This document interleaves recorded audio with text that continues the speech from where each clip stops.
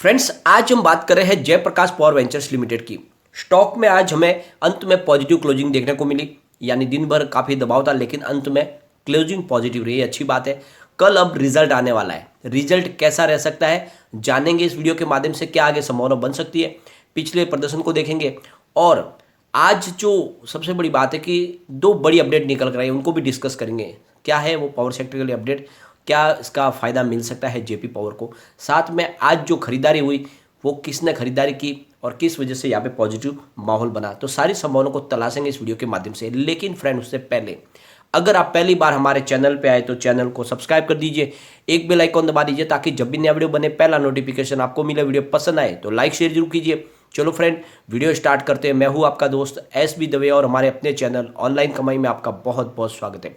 Friends, JP power ने पिछले दिनों काफ़ी अच्छा प्रदर्शन किया। इसकी प्राइस 4 रुपीज़ थी, तब मैंने कहा था कि इसको पिक कर लो। आप देख लो 4 रुपीज़ से करीब 11 तक जाके स्टॉक आया। फिलहाल करेक्शन के दौर में, लेकिन जल्द यहाँ पे बड़ी तेजी बन सकती है।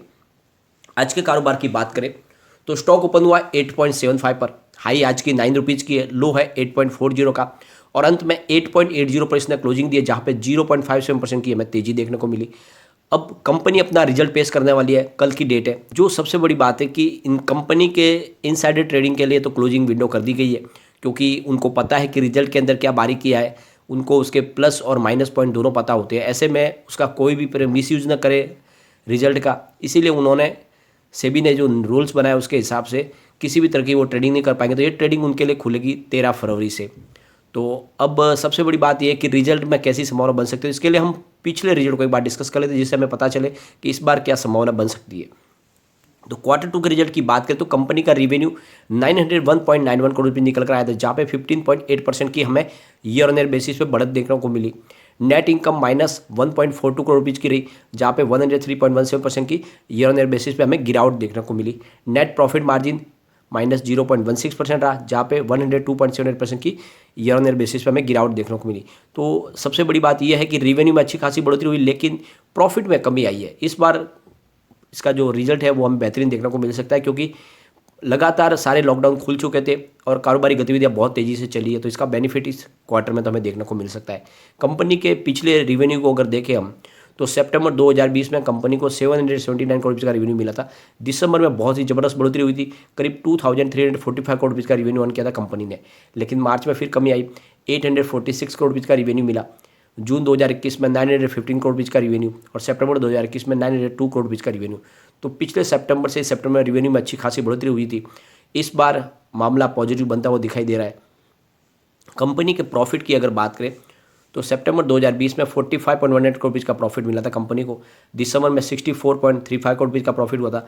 मार्च में ज़बरदस्त बढ़ोतरी हुई थी, करीब 215 करोड़ रुपये का बम्पर प्रॉफिट मिला, लेकिन जून में फिर कमी आई, 4.34 करोड़ रुपये का ही प्रॉफिट मिला और सितंबर में कंपनी लॉस में आ गई, 1.42 करोड़ रुपये का लॉस हुआ और इस वजह से प्राइस भी काफ़ी नीचे आई। लेकिन इस बार मुझे लगता है कि फिर से शानदार प्रॉफिट देखने को मिल सकता है और फिर बड़ी तेज़ी यहाँ पे बन सकती है। फिलहाल जो सबसे अच्छी बात यह है कि कंपनी का नेटवर्थ मजबूत है। सितंबर 2020 में 10,067 करोड़ रुपये का था, मार्च 2021 में 10,282 करोड़ रुपये तक पहुँच गया और सितंबर 2021 में 10,285 करोड़ रुपये तक पहुँच गया।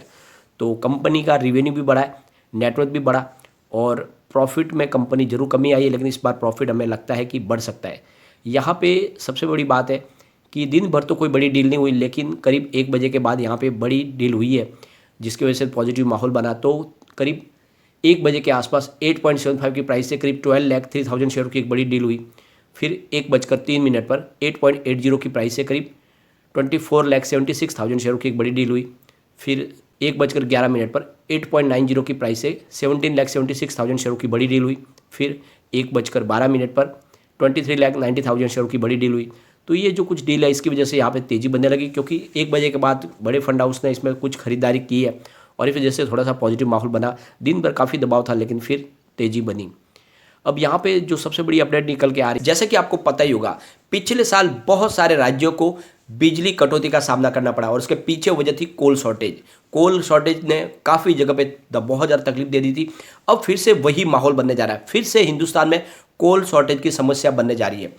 और जो federation of Indian mineral industries की तरफ से एक लेटर लिखा गया है प्राइम मिनिस्टर को कि यहाँ पे जो दूसरी कंपनी है जो कोल का इस्तेमाल करती है इलेक्ट्रिसिटी के अलावा, उन कंपनियों के प्रॉफिट में ज़्यादा इफेक्ट पड़ सकता है, क्योंकि उनको समय पे कोल नहीं मिल पा रहा है। ये उनकी तरफ से लेटर लिखा गया है। और दूसरी तरफ जो कहा जा रहा है कि ये कोल शॉर्टेज है, ये एक टेम्पररी है। सरकार का कहना है कि बहुत जल्द फिर से कोल शॉर्टेज की प्रॉब्लम को सॉल्व कर दिया जाएगा, ऐसे जिसको चाहिए उतने कोल मिल पाएंगे। उनका कहना है कि ये जो प्रॉब्लम हुई है उसके पीछे वजह है सप्लाई और डिमांड की मिसमैच होना, यानी डिमांड बहुत ज़्यादा बढ़ चुकी है, सप्लाई कम हो पा रही है और इसी वजह से ये प्रॉब्लम हो रही है। अब जो कहा जा रहा है कि जो फिलहाल कोल स्टॉक बचा है वो है सिर्फ 9.8 डेज का, यानी बहुत ही कम स्टॉक बचा है। और काफ़ी राज्य जहाँ पे महाराष्ट्र, गुजरात, आंध्र प्रदेश, कर्नाटका राज्यों में तो बहुत कम, यानी 4 दिन का ही कोल शॉर्ट बचा हुआ है। तो ऐसे में कोल शॉर्टेज की संभावना बनने लगी है। सबसे बड़ी बात यह है कि एल्यूमिनियम इंडस्ट्री है, उनका कहना है कि काफ़ी समय से हमें जो कोल की जो हमारी रिक्वायरमेंट है उसका मात्र 40 से 50% ही हमें मिल पा रहा है और इस वजह से हमारा प्रोडक्शन बहुत ज़्यादा इफेक्ट कर रहा है। इसके पीछे वजह क्या है? तो इसके पीछे वजह रेलवे को कहा जा रहा है कि रेलवे ने इसकी कोल की सप्लाई पूरी तरह से सही ढंग से नहीं की और इस वजह से यहाँ पे शॉर्टेज देखने को मिल रही है। और सरकार की तरफ से कहा गया है कि हमने जनवरी 2022 में करीब 552.65 मिलियन टन्स कोल ऑलरेडी सबको सप्लाई की है, जो करीब 26.56% ज़्यादा है पिछले साल से। उसके बावजूद भी अगर शॉर्टेज आ रही है, इसका मतलब ये हुआ कि यहाँ पे डिमांड लगातार बढ़ रही है, इलेक्ट्रिसिटी कंजम्पशन बढ़ रहा है। तो आप ये समझ लो कि जिस तरह से बिजली की खपत बढ़ रही है तो इसका सीधा फायदा मिलेगा पावर सेक्टर की कंपनियों को। कि फिलहाल तो देख लो कि जितने भी coal based thermal power plant है वही इलेक्ट्रिसिटी का मुख्य स्रोत है। तो ऐसे में जब कोल शॉर्टेज इशारा कर रही है कि यहाँ पे बहुत ज़्यादा बिजली की खपत हुई है, जो कारोबारी गतिविधियाँ लगातार बढ़ी है और इस वजह से यहाँ पे इनके प्रॉफिट में हमें बढ़ोतरी हुई दिखाई देगी। तो ये जो कोल शॉर्टेज है इशारा है कि इन कंपनियों का कारोबार तेज़ी से बढ़ रहा है, सारे कोल थर्मल पावर प्लांट पूरी क्षमता से काम कर रहे हैं और इसीलिए यहाँ पे इनके कारोबार में वृद्धि दिखाई देगी। अब सबसे बड़ी बात है इसके पीछे जो वजह बताई जा रही है कि कोल शॉर्टेज क्यों हुई, तो जो लगातार बरसात हुई है हर सीजन में, आप देख लो सर्दी में भी बरसात हुई, इस वजह से जो कोल माइंस है वहाँ से कोल निकाल नहीं पाए, ये भी एक रीज़न है। इस वजह से भी कोल कम हो सकता है।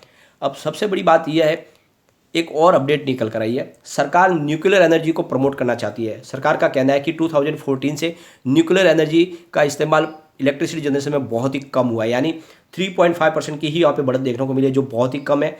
और जिस तरह से लगातार इलेक्ट्रिसिटी का जो भी पूरा डिपेंडेंस है वो सारा का सारा coal based thermal power plant है, उसको कम करना है। तो सरकार ने कहा है कि 34,162 मिलियन यूनिट का इस्तेमाल हुआ है 2014 में और ये 2021 तक बढ़ के 43,918 मिलियन टन यूनिट तक पहुंचा है। तो ये जो है अभी बहुत ही कम है, इसको बढ़ाना है। तो सरकार ने ठान लिया कि जो न्यूक्लियर एनर्जी है उसका इस्तेमाल इलेक्ट्रिसिटी जनरेशन में होना चाहिए। तो हो सकता है कि आने वाले समय में थोड़ा सा लोड कम पड़ेगा कोल के ऊपर, लेकिन ओवरऑल फिलहाल कोल शॉर्टेज की संभावना फिर से बनने लगी है, इस बात का हमें ध्यान रखना है। एक बार इसके वॉल्यूम को भी देख लेते हैं। तो बीएससी में करीब 1,27,24,000 का वॉल्यूम हुआ, सामने 42,46,000 की डिलीवरी उठाएगी। डिलीवरी का परसेंटेज 33.37% है। बात अगर एनएससी की करें तो 6,33,73,000 का वॉल्यूम हुआ, सामने 1,77,23,000 की डिलीवरी उठाएगी। डिलीवरी का परसेंटेज 27.97% है। वॉल्यूम को अगर एनालिसिस करें तो पिछले एक महीने पहले इसका 23 करोड़ पीस का वॉल्यूम हुआ था, 1 वीक पहले 10 करोड़ पीस का वॉल्यूम था और कल इसका 8 करोड़ का वॉल्यूम हुआ था, आज भी 8 करोड़ का ही वॉल्यूम हुआ है। तो वॉल्यूम लगभग एक जैसा है। तो फ्रेंड्स, सबसे बड़ी बात यह है कि कल हमें रिजल्ट देखने को मिला और रिजल्ट के बाद हम निर्णय लेंगे क्या इसमें हमें लॉन्ग टर्म के लिए इन्वेस्टमेंट करना है, क्योंकि अगर रिजल्ट इस बार पॉजिटिव रहा तो बड़ी तेज़ी आगे बनती रहेगी और अगर रिजल्ट में कुछ कमी आई तो फिर गिरावट की संभावना भी बनेगी। तो कल हमें रिजल्ट का इंतजार करना होगा, उसके बाद में ही नई स्ट्रेटेजी सेट कर सकते हैं। बाकी ओवरऑल पावर सेक्टर के लिए जो है माहौल पॉजिटिव बना हुआ है, क्योंकि लगातार आप देख लो कि बिजली की खपत बढ़ रही है और इसीलिए कोल शॉर्टेज हो रही है। तो ऐसे में इस सेक्टर में प्रचुर संभावना है, ये पॉजिटिव माहौल बनेगा तो ये स्टॉक भी आपको बहुत लंबी रेस का घोड़ा बनता हुआ दिखाई देगा। आने वाले समय ये आपको बहुत ही अच्छा रिटर्न दे सकता है। तो इसमें आप निवेश बनाए रखें, लॉन्ग टर्म के लिए रखें, ये आपको मालामाल कर देगा। लेकिन फ्रेंड, कोई भी इन्वेस्टमेंट करने से पहले अपने फाइनेंशियल एडवाइजर से एक बार एडवाइस ले ले या अपना खुद का रिसर्च करें, क्योंकि मैंने वीडियो आपके एजुकेशनल पर्पज के लिए ही बनाया। वीडियो पसंद आए तो लाइक शेयर जरूर कीजिए और चैनल को सब्सक्राइब कर दीजिए। Thank you friend.